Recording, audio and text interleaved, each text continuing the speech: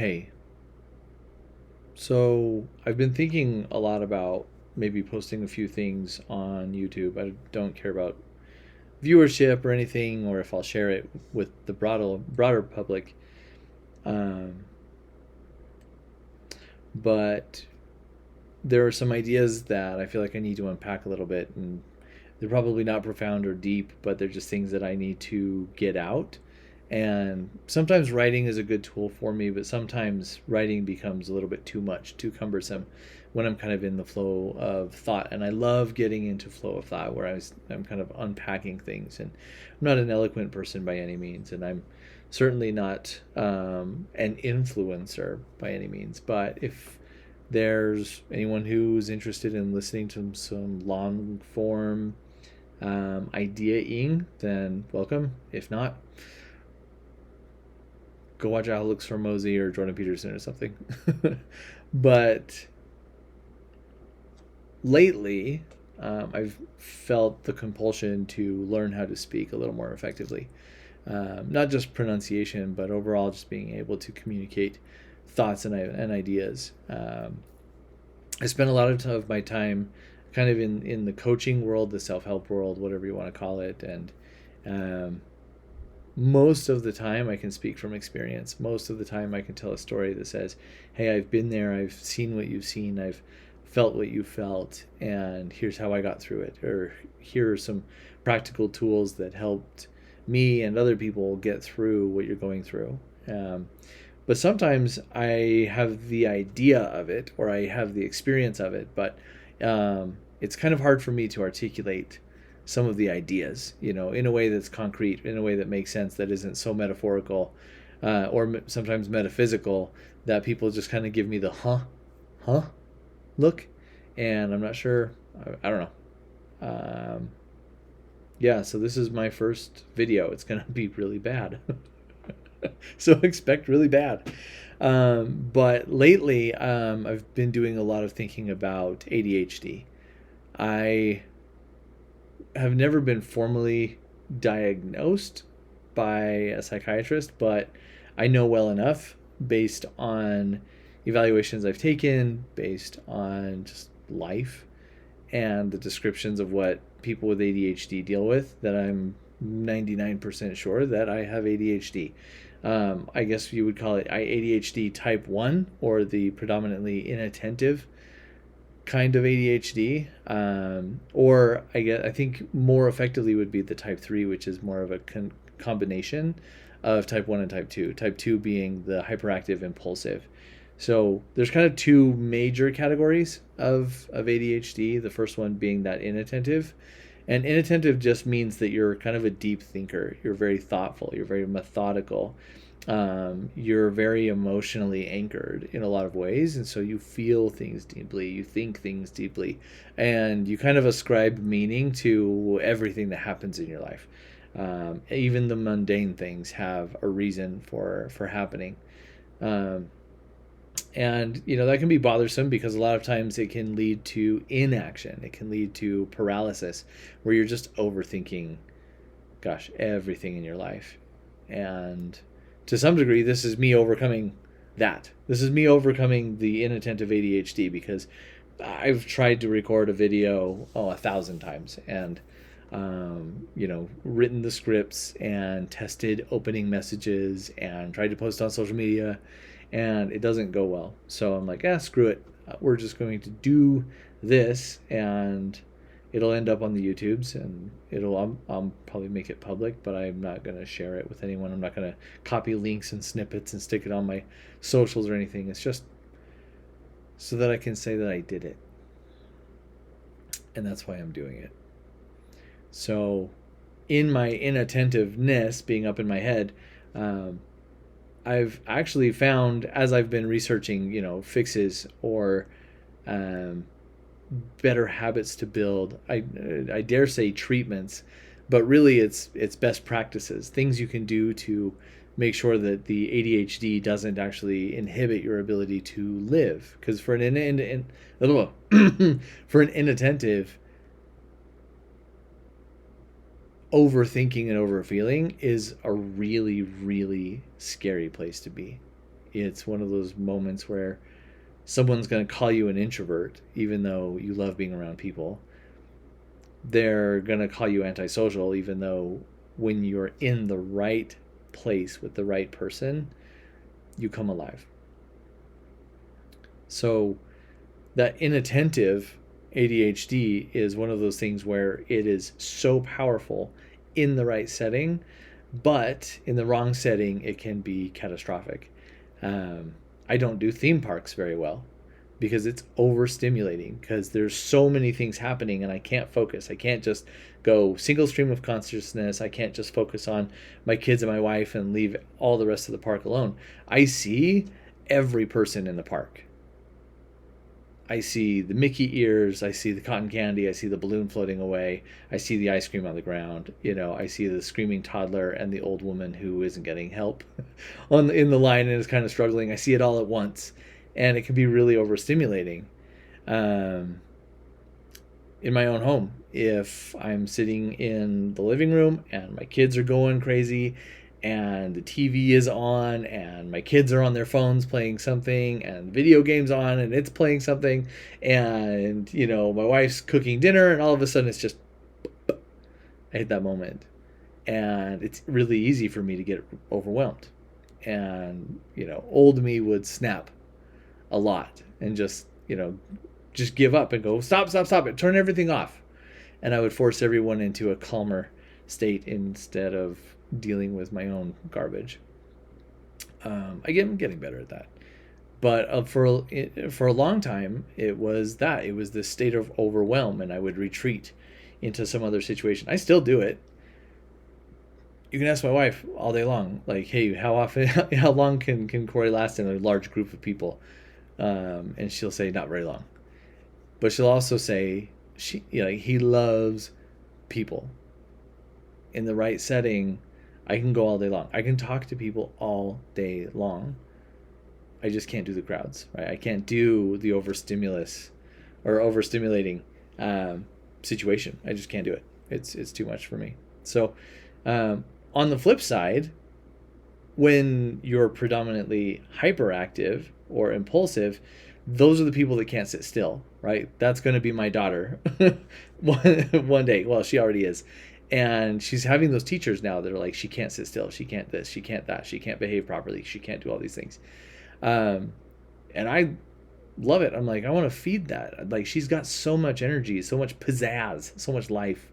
Why would I try and hinder that? And so, the last parent teacher, I kind of got pissed. No, I wasn't even pissed. I was raging bull angry, because the teacher was saying she has some almost like disabilities is how she was treating it. She's the hardest one in class. And in my mind, I'm thinking, it's because you don't know just how brilliant she is. You don't know. You don't see it. And my goal is to help her. Again, she needs to function in society. So she needs to have tools so that she can anchor herself and so that she can function normally, or as normally as possible. But I also want to feed that superpower that is the energy that she brings to the room, her social nature, all of the beautiful things that are her. I don't want to put that light out, so I'm not gonna. And then there's that happy in between, where a lot of times, I can be introverted, I can be all of these things, but a lot of times I find these moments where I can hyper focus. I find these moments where I'm so dialed in that I lose all track of time. Many people might call it flow state, but I love that when I can set up my environment in the right way, I can hyper focus. I can just dial it in.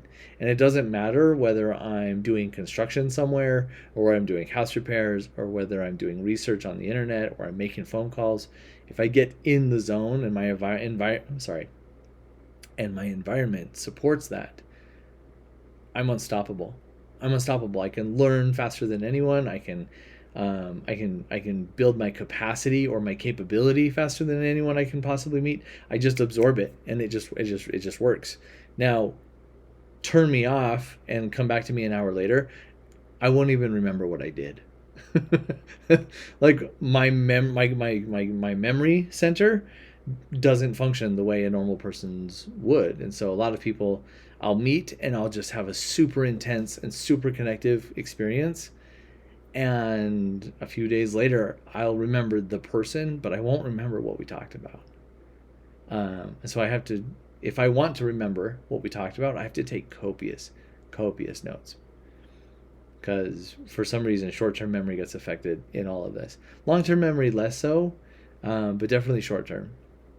So that's a thing. I haven't figured that one out, except for just documenting as much as I possibly can and staying as organized as possibly, as much as possible, which is in and of itself a challenge. But here's the big thing when it comes to ADHD or how to cope or how to deal with it. I have found that there are like legitimate tools for how to deal with those moments when you're being kind of sabotaged by ADHD instead of sitting in the superpower.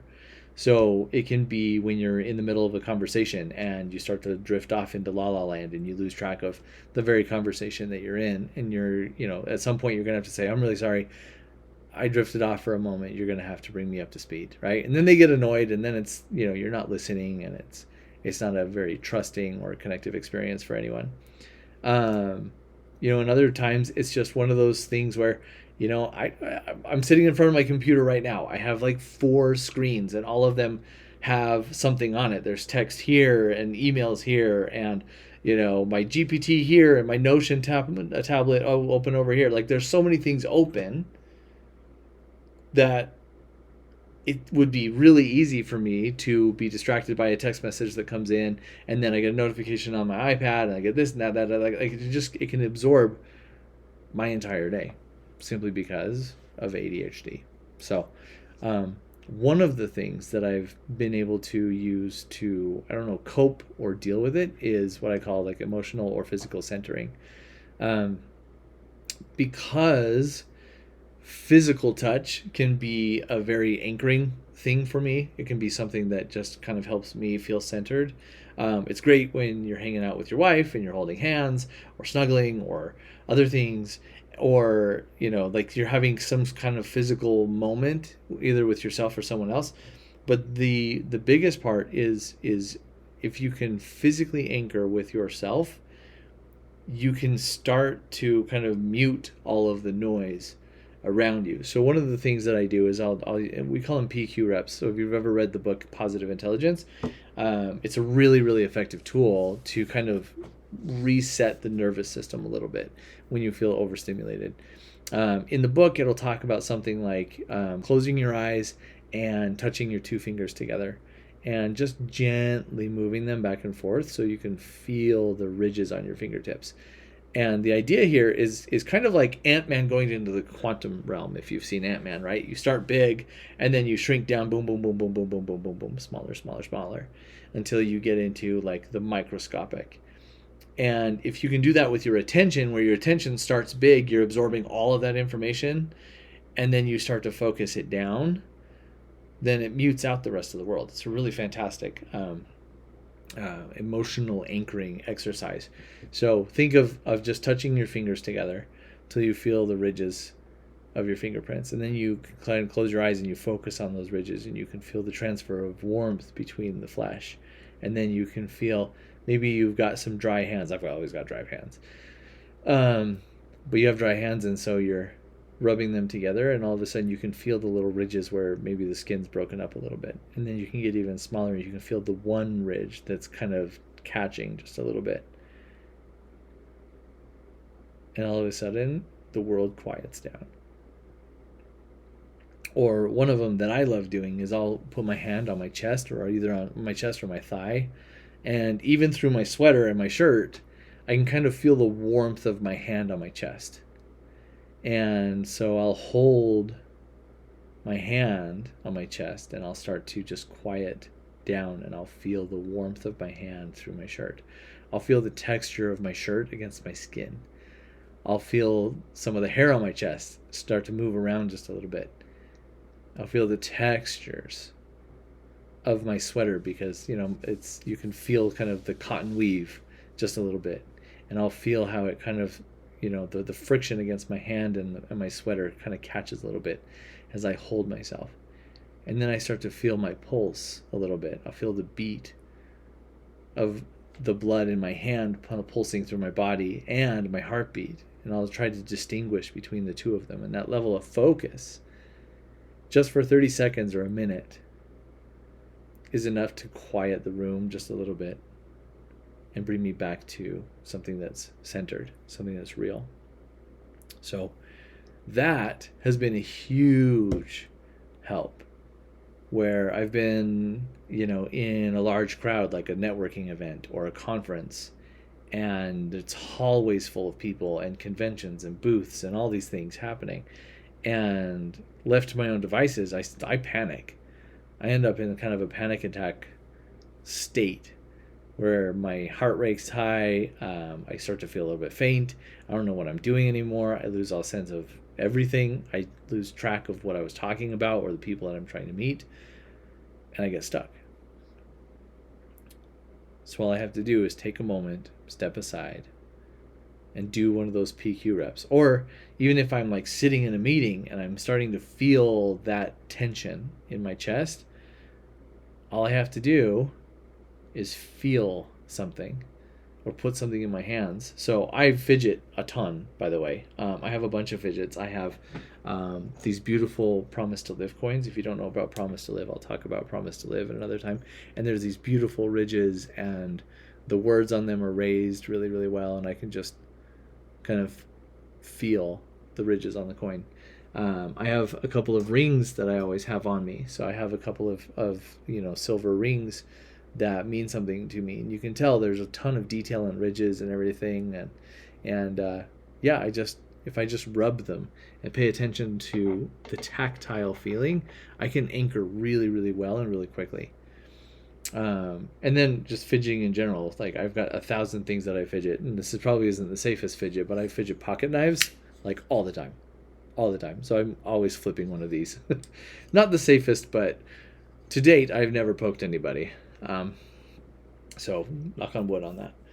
But the idea is I've had to center. I've had to find something. And, for years and years, I didn't know why I was always playing with something with my hands. I could never really sit still. I could never, I was always the kid that was fidgeting. And my third grade teacher kind of said, like what my daughter's teacher said a few weeks ago. Like, she's really going to struggle in school. She's not going to do well if she can't learn to behave. And screw that.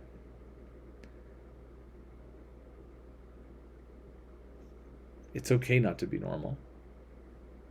I don't know why. Like, I don't know why it happens. Like, people say it's genetic. People say it's a whole bunch of things. I was born 7 weeks early, so I was definitely a preemie. And they do say that premature birth can be an indicator of that. So I'm like, maybe that's what it is. My daughter wasn't, but again, the genetics in it might be part of it. But the idea is that even people with ADHD, they can build focus into their lives. They can build discipline into their lives. They can build emotional regulation into their lives. Along those lines, I found myself for a long time being stuck in kind of an emotional co-regulation, where whoever I was in a relationship with, whoever I was in the room with, I would base my emotional well-being on whoever I was in the room with. And so if the person I was with was unhappy for whatever reason, guess what? I couldn't be happy. If the person was pissed off or sad or whatever, like I convinced myself that I had to feel that way as well. And so I would mirror most people's emotions, which meant that if I wanted to feel happy, I needed to do everything in my power to make the other person feel happy. At great personal sacrifice, I would do a lot of things to make sure that other people were happy. And it certainly didn't serve me for very long. So I had to learn how to create my own emotional resilience and understand that it's okay for someone else to not be okay and for me to still be okay. That was a lesson that took a long time to learn, actually. And I still catch myself, if like my wife is having a bad day or if she's stressed for some reason, I will find myself mirroring that same emotion, and I'll be like, "What? Why do I feel this way? I don't know. Like I don't feel that way. I don't have any kind of situations in my environment that are causing me to feel that way. So why do I feel that way?" And it was simply because she felt that way. So I had to kind of turn that off a little bit or learn how to deal with it, because I learned that sometimes I'm not going to be okay and she's going to be fine. It's going to be a great day, and that's okay. Like, she doesn't need to feel the way that I feel, and I don't need to feel what she feels. But again, for an ADHDer, that's going to be a difficult task.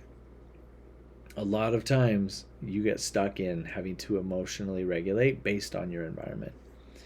And then you need to create happiness or pleasure or whimsy or whatever positive emotion you're trying to create so that you can feel that emotion. It's kind of manipulative. But that's what happens when you can't regulate your own emotions, right? So that was a big one. Tools that I use, I don't know that I can actually describe them. A lot of times I just have to tell myself, that's not mine. In a lot of my growing up circumstances, there was the emotion sadness was prevalent for some reason, and I did a couple of interesting therapeutic practices, like NLP, neuro linguistic programming, and I was able to release a lot of these emotions that I was just carrying for no reason. My biggest of which was sadness, and at the end of that experience, hang on, I'm gonna sneeze. I gotta edit this out. Woo! If I edit it out, we'll see.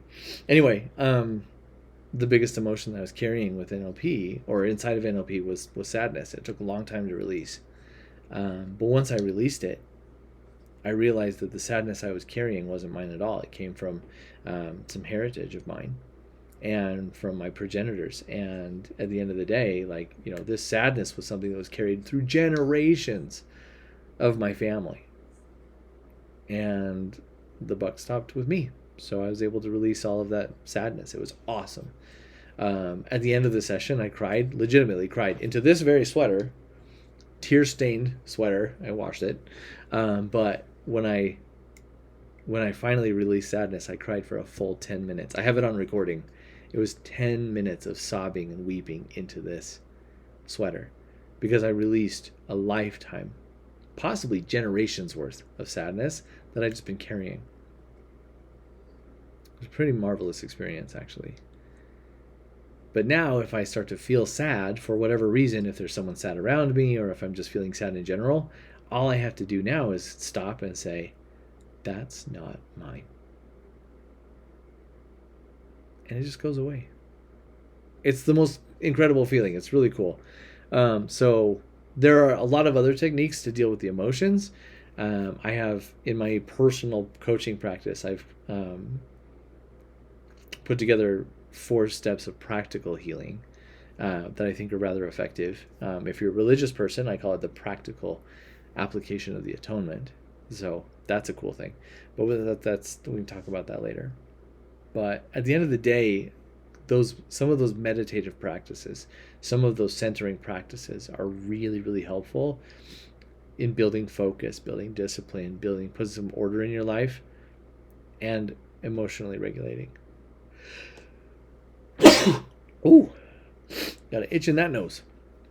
What else am I thinking about in regards to this? I don't know. So at the end of the day, I kind of by accident have used some of the interesting and practical tools that are available in self-help books and everything to kind of regulate my ADHD, my raging ADHD. But one of the biggest things that I struggle with on a regular basis is just getting started. It's just getting started. It's that first step into something that you're not comfortable in. I've taken on a lot of new projects, and sometimes I have to call complete strangers. Sometimes I have to go find telephone numbers for complete strangers and then call them and then say, "Hey, you've never met me before, but I have something valuable that I'd like you to try." And shoot, even today, I think it took me like half an hour just to pick up the phone and dial one number. And it was crazy. Like I wasn't doing nothing. I was problem solving. I went and fixed something on the sink, and then I put some stuff away, and then I organized my desk, and I did like 100 other things, so I could feel busy, like I wasn't doing nothing, but I wasn't doing the thing I was supposed to do. And finally, I just like cleared everything. I closed every window on my computer, and I just said, "Make the damn call," and I did.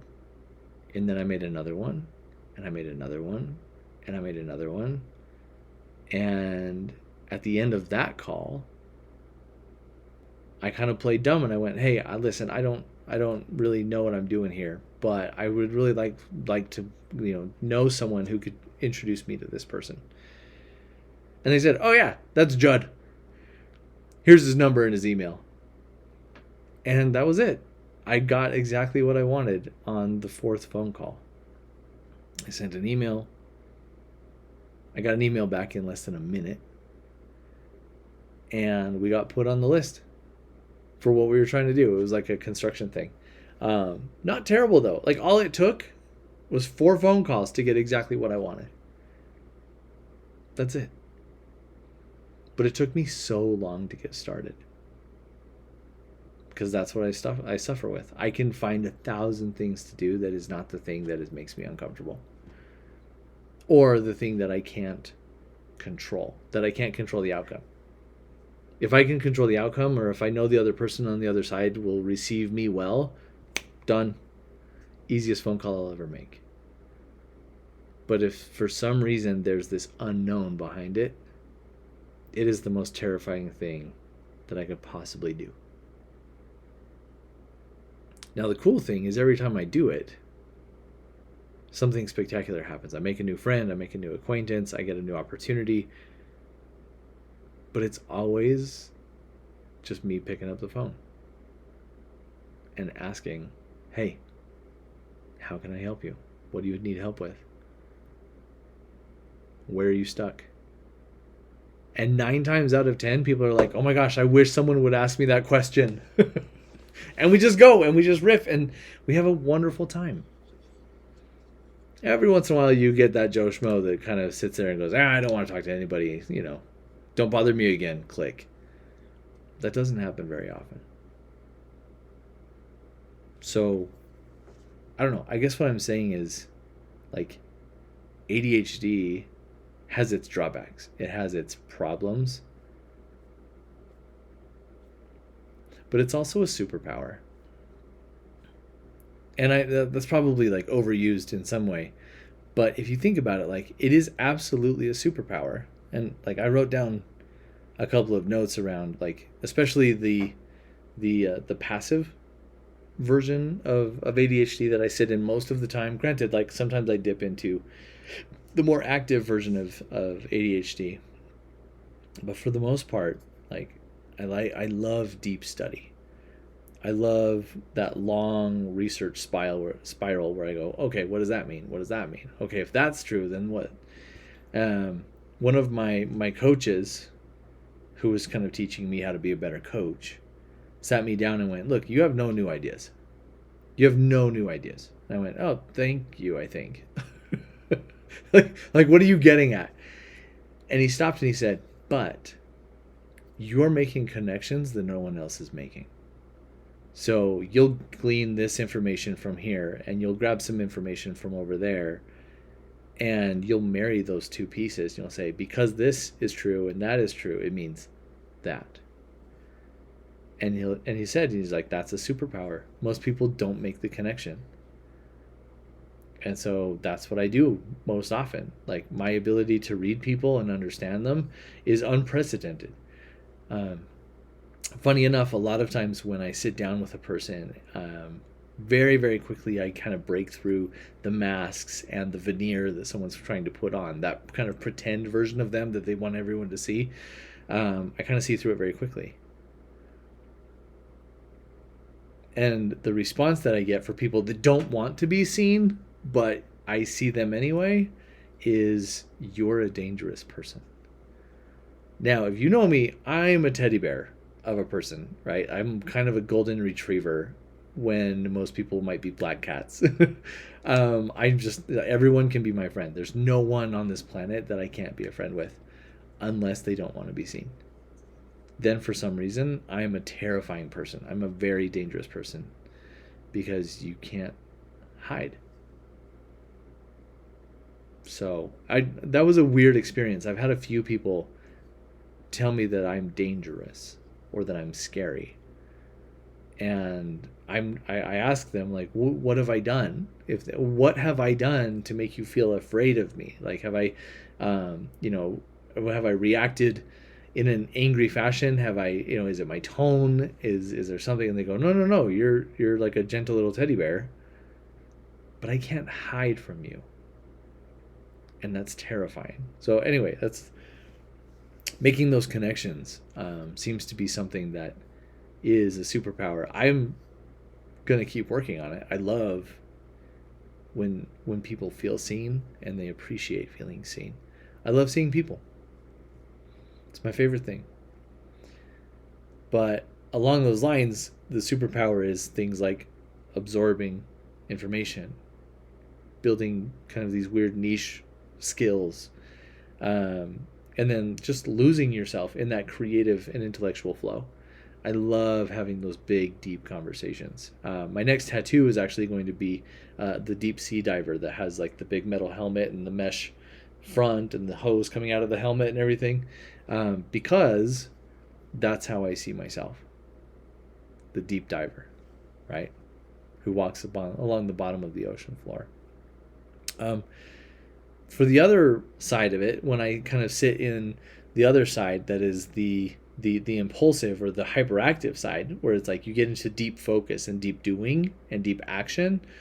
Superpowers are things like just getting started, which again I struggle with until I'm in the right environment, or just jumping into action, getting into it, taking the initiative, leadership, driving outcomes, right?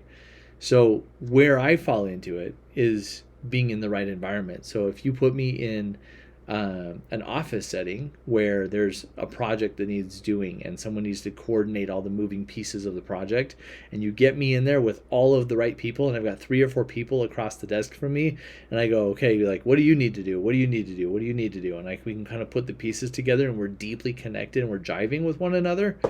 Well, we can knock out a project that would take a week in 24 hours. Because we're crushing it. We're together. It's the right environment. I know a lot of other people that do kind of like some blue collar jobs where like at home they struggle. Like things are kind of hard. They're kind of tough, but you get them out on the job site and they're like number one employee. They're unstoppable. They're next in line to take ownership over the company, even though like at home they can barely function as far as like being able to what are they supposed to know? Soccer practice, and when bedtime is, and like where the dishes go in the dishwasher, right? Those are the hardest parts of life because the environment doesn't support the mindset. Now again, there are tools that help you focus in the right way so that you can show up in the right way. But even my wife will be like, why did you go to the store and go get lotion and eggs when I needed you home to help with bedtime and, putting the kids down? Didn't even occur to me. Because it was like I was on a mission. I needed to go get dog food and put gas in the car and get lotion and eggs. So I was going to do that. I was going to boom, boom, boom. Here I got this list. I'm going to go get it done. Da, da, da, da, da, da. It's awesome. And where I should have been was home putting the kids to bed. So, room for improvement. But at the end of the day,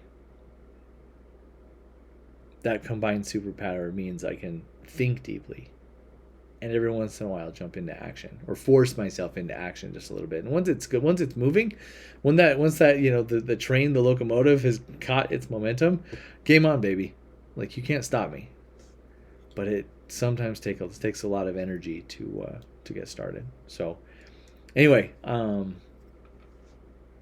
maybe I'll do a part 2 on the ADHD thing. There's so much here that we haven't even talked about, like from creativity to energy levels to focusing styles. Like, there's so much.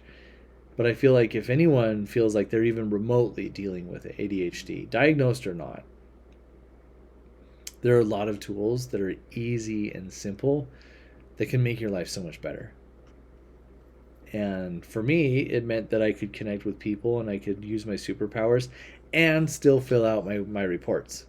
Now, granted, even on my best day when I was running my sales career, I'd have to update notes in the CRM and I'd have to do a whole bunch of other tasks. And for the most part, I simply didn't do them.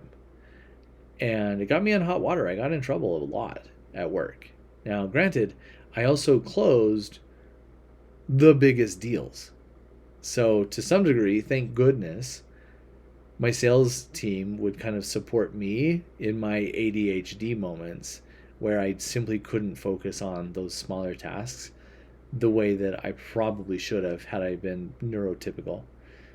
But I'm so grateful that people could kind of look past that and allow me to work within my zone of genius, because at least for the companies that I've worked for, it's meant millions of dollars in revenue. So not terrible. And I'm very grateful for those experiences. But, even at the time, I was like, I don't know why I simply can't fill out my reports and, put everything together in an orderly fashion and on time.